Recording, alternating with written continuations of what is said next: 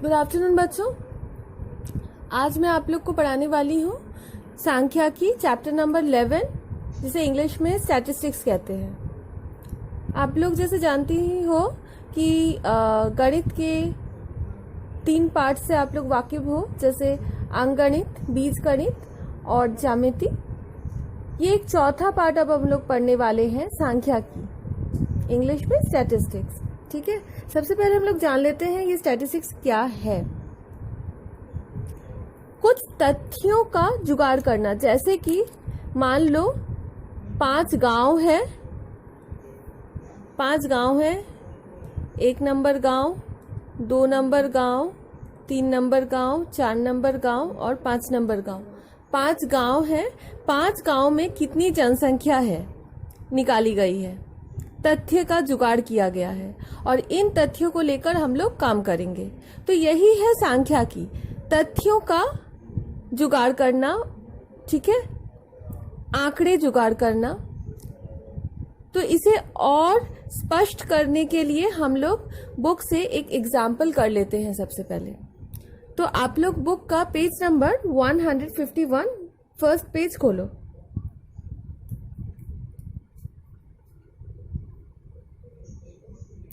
अच्छा, first page में आप लोग देखो, दिया हुआ है गांव के 50 परिवारों की भोजन के लिए दैनिक खर्च। तो ये आंकड़े हैं, ये 150 जो है ये एक परिवार का दैनिक खर्च है, 200 रुपया दूसरे परिवार का दैनिक खर्च है, ऐसे करके 50 परिवारों का दैनिक खर्च दिया हुआ है। क्लियर?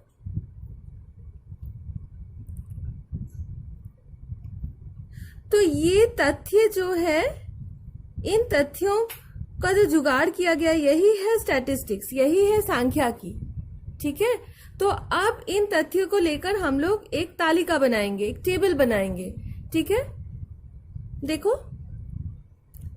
टेबल का एक कॉलम है दैनिक खर्च, दूसरा कॉलम में हम लोगों ने किया है टैली मार्क और तीसरे कॉलम में आवृत्ति। आप लोग टैली मार्क, आवृत्ति क्लास 8 में भी पढ़ चुकी हो, लेकिन मैं फिर एक और बार रिपीट कर रही हूं। दैनिक खर्च देखो, यहां अलग अलग नंबर्स है, जैसे कि सबसे छोटा नंबर क्या है, सबसे पहले आप लोग निकाल लो। 75 सबसे छोटा है,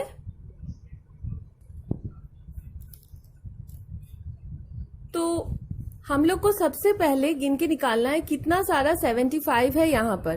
तो आप लोग देखो, 1 2 3 4। तो यहां पर इस तालिका में, इन तथ्यों में 75 4 बार है। तो ये जो 75 4 बार है, जो रिपीट हो रहा है, यही है आवृत्ति।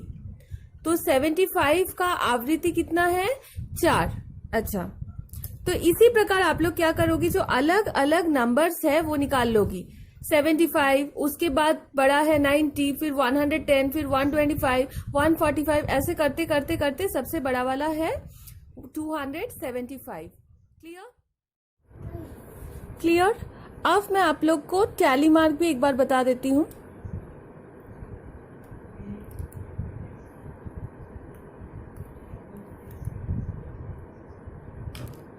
सपोज टैली मार्क में आप लोग को 4 लिखना है, तो 1 2 3 4 ऐसे 4 रेखा खींचोगी। 3 बनाना है तो 1 2 3। क्लियर? लेकिन अगर 5 बनाना है तो 1 2 3 4 5, एक काट देना है ऐसे। क्लियर? 6 बनाना है तो 1 2 3 4 5 और एक 6। इसी प्रकार अगर आप लोग को 10 बनाना है, 1 2 3 4 5 1 2 6 7 8 9 10। क्लियर? तो ये है टैली मार्क। तो आई थिंक आप लोगों को आवृत्ति क्लियर हो गया है, टैली मार्क भी क्लियर हो गया है। अच्छा, अब ये जो दैनिक खर्च है, दैनिक खर्च को हम लोग 2 प्रकार से लिख सकते हैं। देखो, एक है चल विच्छिन्न, एक है अविच्छिन्न, एक है डिस्क्रीट इंग्लिश में, और एक है कंटिन्यूअस। डिस्क्रीट जो है ये वाला जो है ये है डिस्क्रीट फॉर्म में है, मतलब जैसे 75, 90 अलग अलग।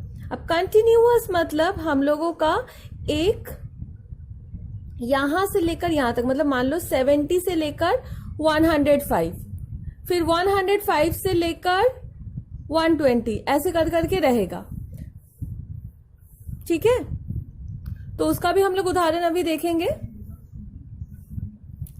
आप लोग नेक्स्ट पेज पलटो, पेज नंबर 152। हाँ, अब 152 में आप लोग देखो,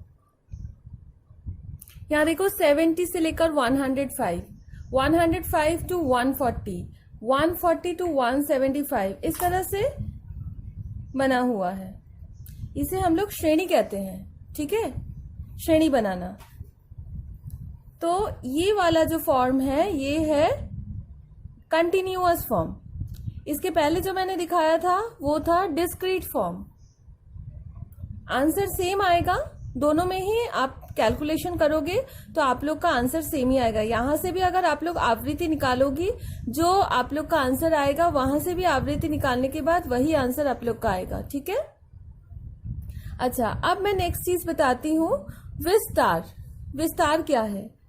जो आप लोग के सारे तथ्य थे, तथ्यों में सबसे छोटा जो चल राशि था वो था 75 और सबसे बड़ा जो था वो था 275। तो दोनों का जब हम लोग माइनस कर देंगे तो माइनस करने से जो आया उसे हम लोग कहेंगे विस्तार।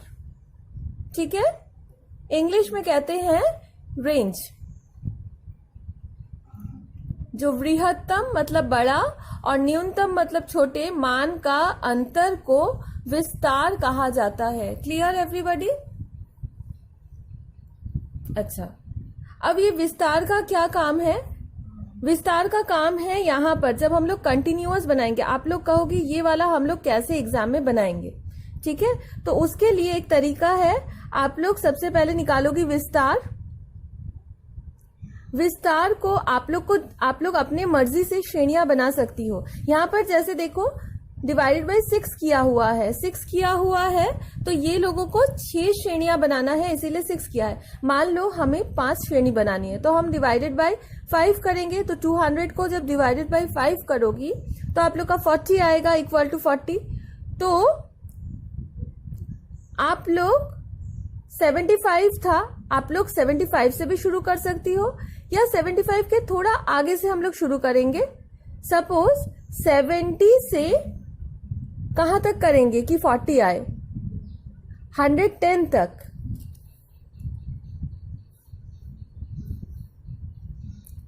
सेवेंटी से 110 आप लोग माइनस करके देखो 40 आ रहा है। ठीक है,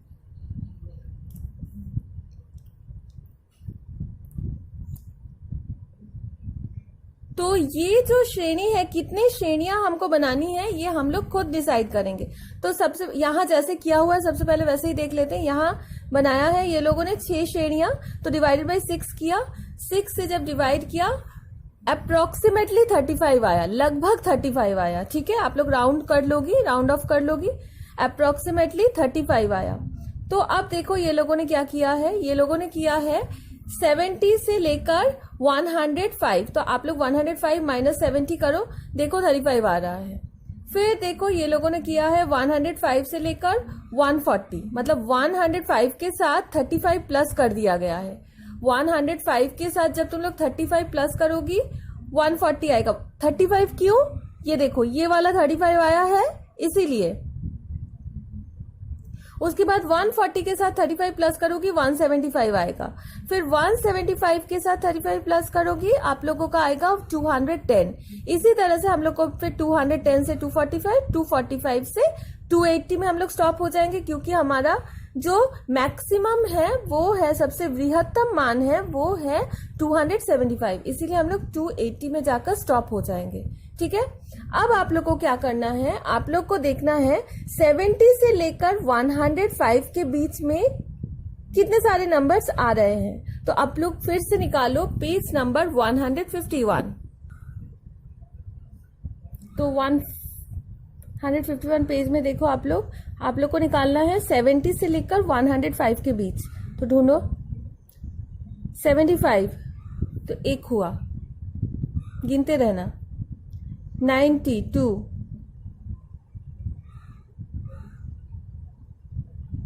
फिर और एक 90 है 3,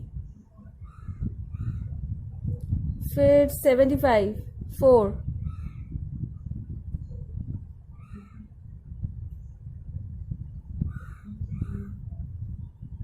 फिर एक और 75 5,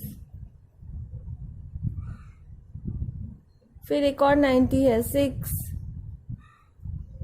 फिर 75 है 7। तो आप लोगों का 70 से लेकर 105 तक का जो आवृत्ति है वो हो गया 7। क्लियर?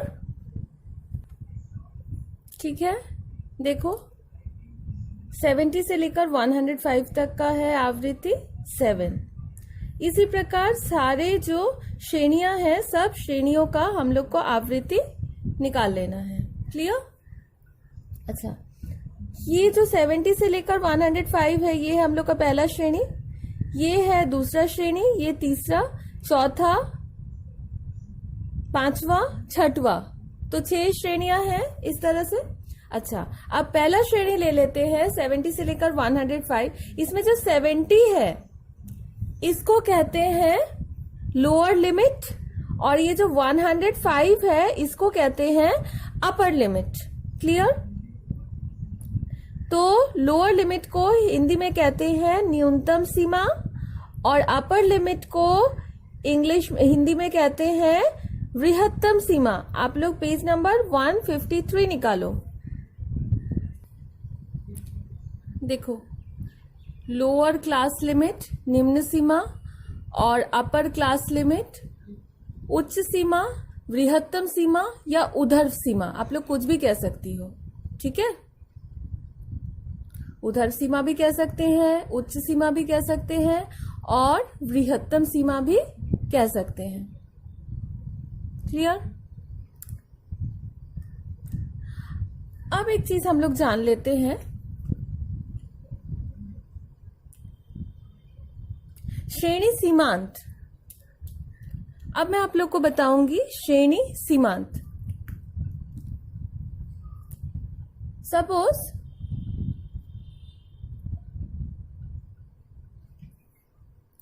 श्रेणी है, पहले श्रेणी था 70 से लेकर 110। अभी मान लो उसके बाद वाला श्रेणी है 110 से लेकर 150। अब हम लोग एक बनाते हैं 70 से लेकर सपोज 109, फिर 110 से लेकर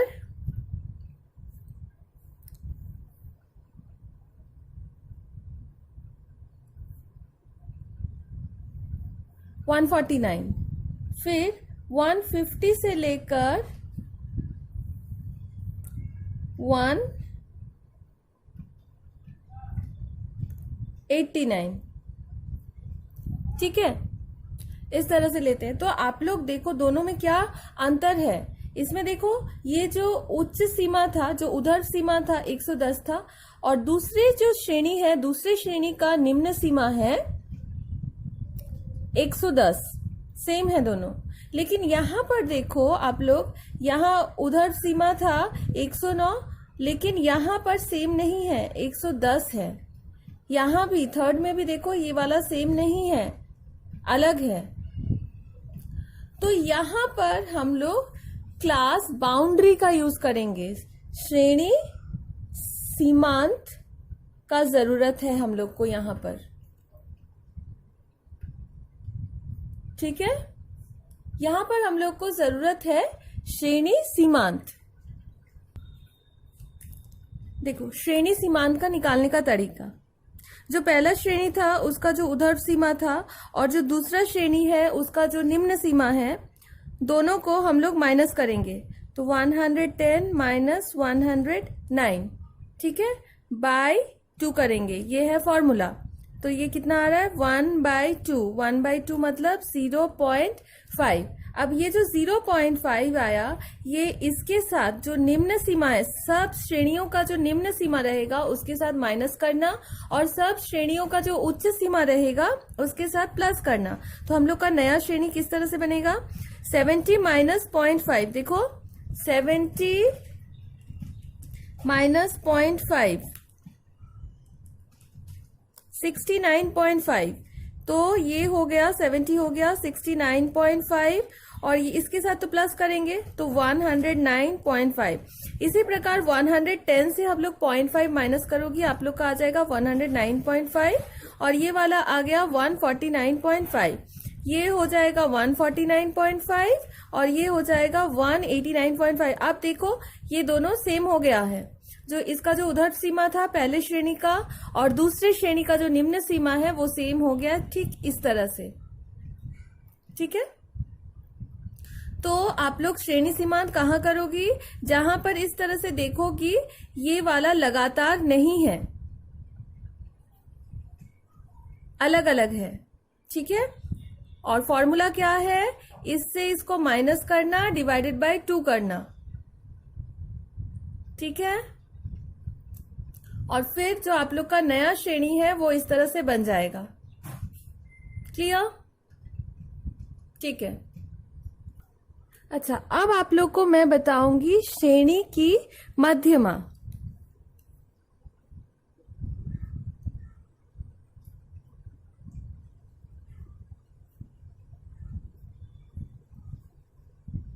इसका भी फॉर्मूला है। इसका फॉर्मूला क्या है, वृहत्तम या फिर उधर श्रेणी सीमा माइनस निम्न श्रेणी सीमा डिवाइडेड बाय 2। मतलब 110 माइनस 70/2, ये पहले श्रेणी का। दूसरे श्रेणी का मध्यमा हो जाएगा 150 माइनस 110/2। क्लियर?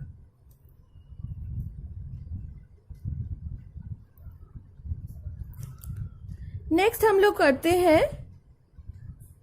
श्रेणी की लंबाई।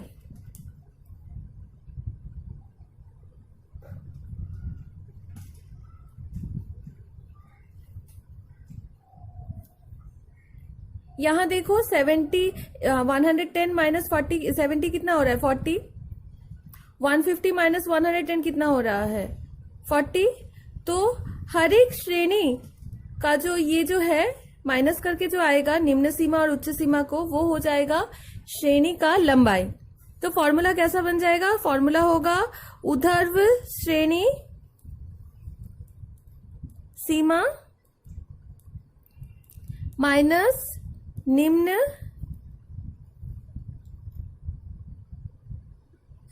श्रेणी सीमा। क्लियर? सिर्फ माइनस करने से ही हो जाएगा। अच्छा, दूसरा एक चीज आप लोग को जान लेना है, आवृत्ति घनत्व। आवृत्ति तो आप लोग को मैंने सिखा दिया, अब हम लोग करेंगे आवृत्ति घनत्व।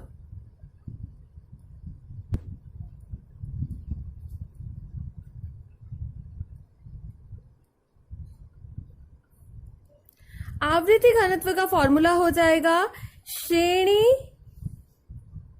की आवृत्ति बाय श्रेणी की लंबाई। मतलब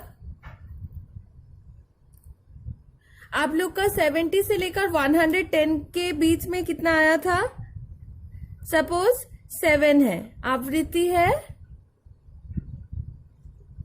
7, तो 7 डिवाइडेड बाय श्रेणी का लंबाई क्या है 40, तो 7 डिवाइडेड बाय 40। इसको आप लोग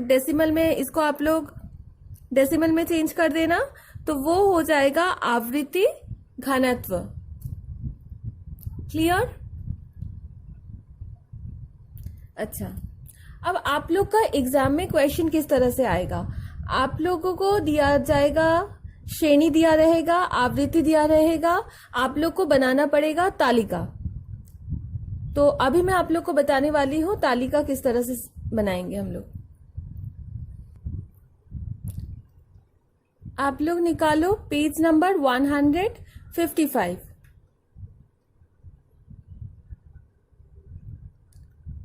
देखो सेम क्वेश्चन है जो दैनिक खर्च वाला।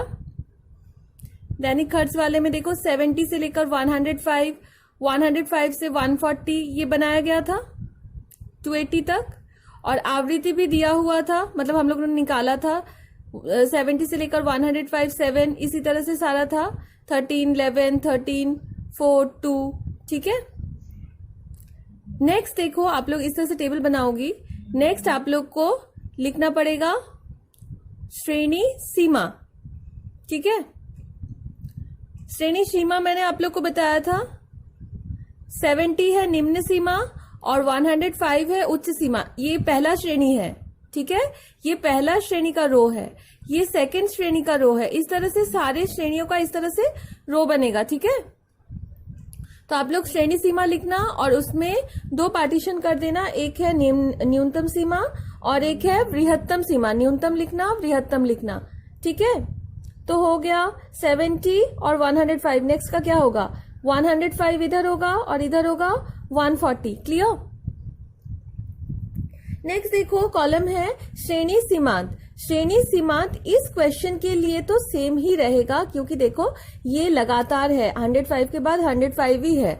तो यहां पर हम लोग को कुछ करना नहीं है, जैसा है वैसे ही उतार दो। 70, 105 निम्न होगा 70, उच्च होगा 105। लेकिन मान लो अगर इस तरह से नहीं होता, यहाँ 104 होता और यहाँ 105 होता, तो मैंने जैसा आप लोग को सिखाया था माइनस करके बाई 2 करके इधर पे माइनस करना है और इधर पे प्लस करके जो आएगा, सपोज ये वाला आ जाता 69.5 और ये वाला आएगा 105.5, तो तब आप लोग का श्रेणी सीमांत हो जाता है यहाँ पर 69.5 और यहाँ पर हो जाता 105.5। ठीक है। लेकिन इस क्वेश्चन में तो आप लोग का लगातार है, इसीलिए सेम रहेगा। क्लियर आप लोग को। नेक्स्ट है मध्यमा। मध्यमा मैंने आप लोग को फॉर्मूला बता दिया था। मध्यमा का क्या बताया था, बृहत्तम सीमा माइनस निम्नतम सीमा डिवाइडेड बाय 2, मतलब 105 माइनस 70 बाय 2।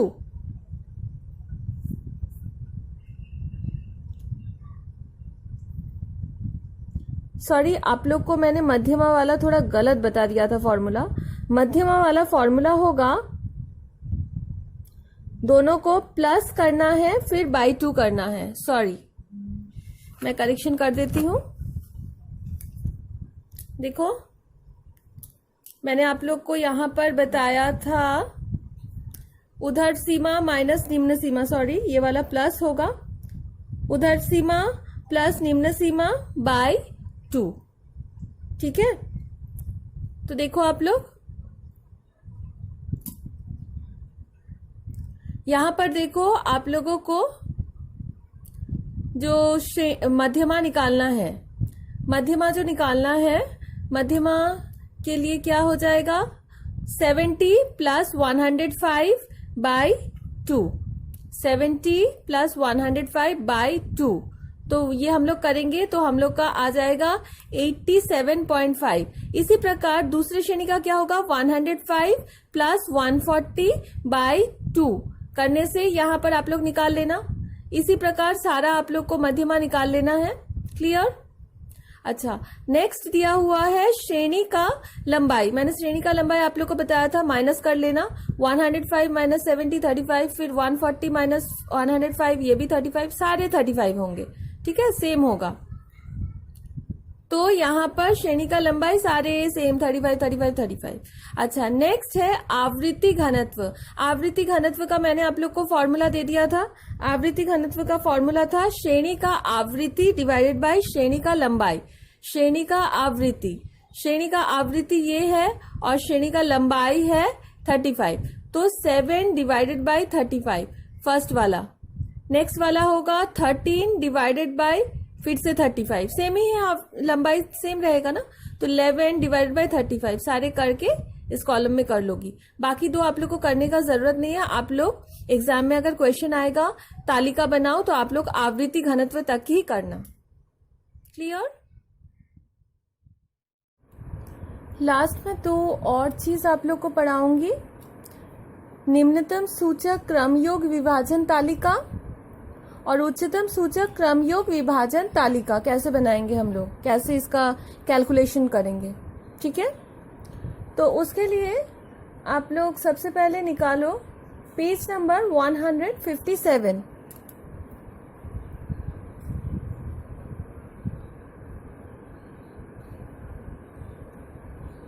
देखो पेज नंबर 157 में एक उदाहरण दिया हुआ है।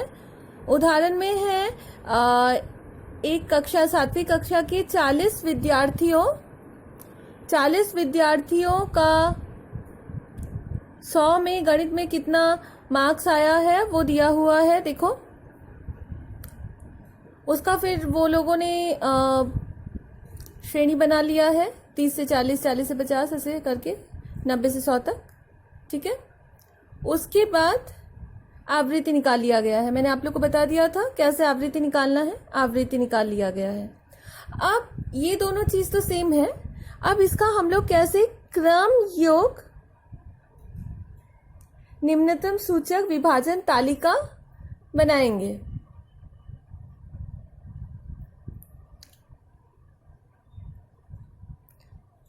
आप लोग नेक्स्ट पेज में आओ।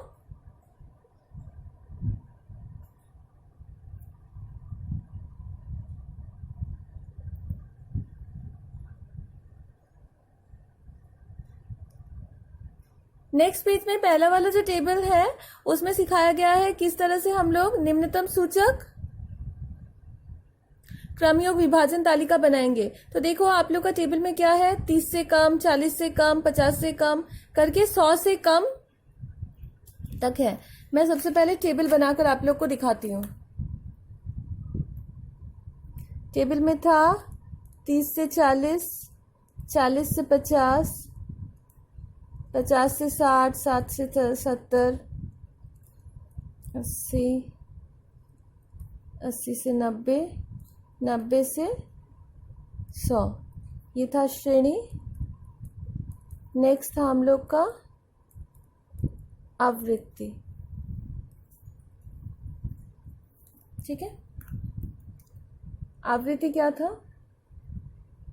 3, 12, 4, 6,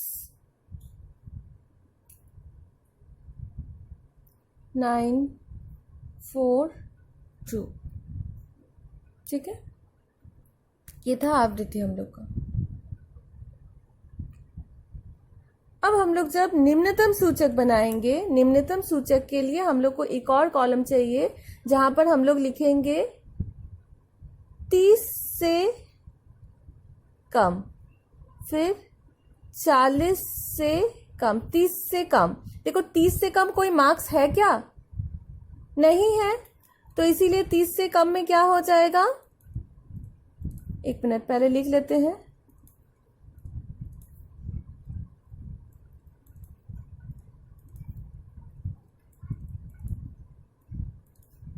नब्बे से कम, 100 से कम। ठीक है, तो 30 से कम कुछ नहीं है तो हम लोग का हो जाए, अच्छा ये वाला है क्रम योग आवृत्ति।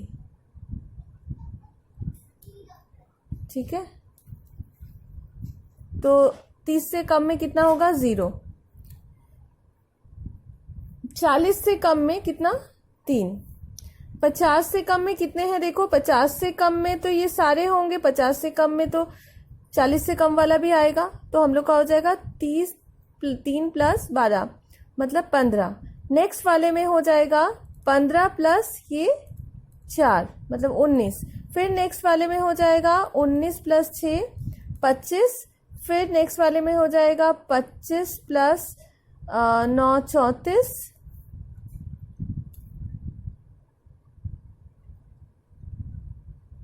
सॉरी 25 हाँ ठीक है, 25 + 9 34, फिर हो जाएगा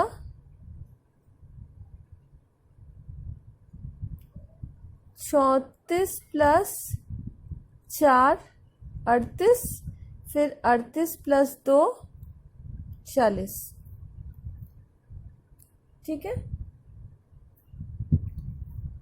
तो ये है निम्नतम सूचक क्रमयोग विभाजन तालिका। क्लियर? देखो आप लोग, देखो 30 से कम में 0, फिर 40 से कम में 3, फिर 50 से कम में 3 + 12 15 हो जा रहा है, फिर 60 से कम में, देखो इन लोगों ने फिर से 3 + 12 किया है, ज़रूरत नहीं है, हम कर ही सकते हैं। 12 प्लस नेक्स्ट वाला था 4, तो 12 + 4 हो गया 19, फिर 19 + 6 25, इसी तरह से आगे करते जाएंगे, हम लोग का 40 आ जाएगा। क्लियर? तो आप लोग का एग्जाम में अगर निम्नतम सूचक क्रमयोग विभाजन तालिका बोला जाएगा तो आप लोग इस तरह से बनाओगी। नेक्स्ट है उच्चतम सूचक क्रमयोग बारंबारता। तो उसके लिए ये दोनों तो सेम रहेगा, जो श्रेणी है आप लोग का सेम रहेगा। दोबारा मैं नहीं लिख रही हूं, मैं सिर्फ ये दोनों कॉलम एक और बार करेंगे। यहाँ जैसे हम लोगों ने 30 से कम 40 से कम किया था, यहाँ हम लोग करेंगे 30 से अधिक 40 से अधिक, ठीक है, 50 60 80,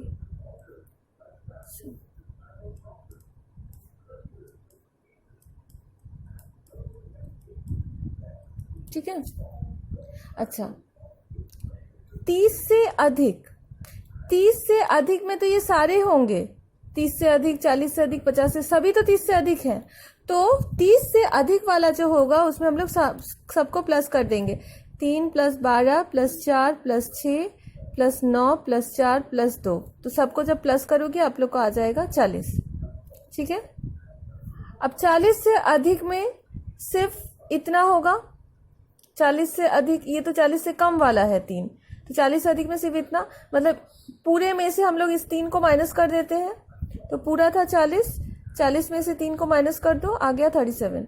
नेक्स्ट वाला क्या होगा, 37 - 12, फिर नेक्स्ट वाला क्या होगा, अच्छा करते हैं, ये आया 25, 25 - 4 21, फिर नेक्स्ट वाला 21 - 6 15, फिर नेक्स्ट वाला 15 - 9 6, फिर नेक्स्ट वाला 6 - 4 2, फिर नेक्स्ट वाला 2 - 2 0। ये जो 0 आया, तुम लोग देखो 100 से अधिक, 100 से अधिक कुछ है क्या, ये तो है 100 से कम, 100 से कम में 2 था, 100 से अधिक तो कुछ नहीं है, तो 0 आ गया, मतलब हम लोग का करेक्ट है।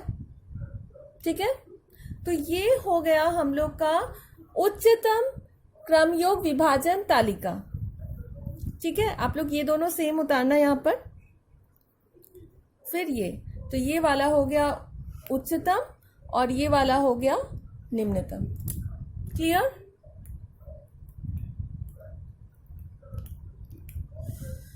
तो आज बस इतना ही रहने देते हैं, आप लोग घर में बैठकर इसे समझो।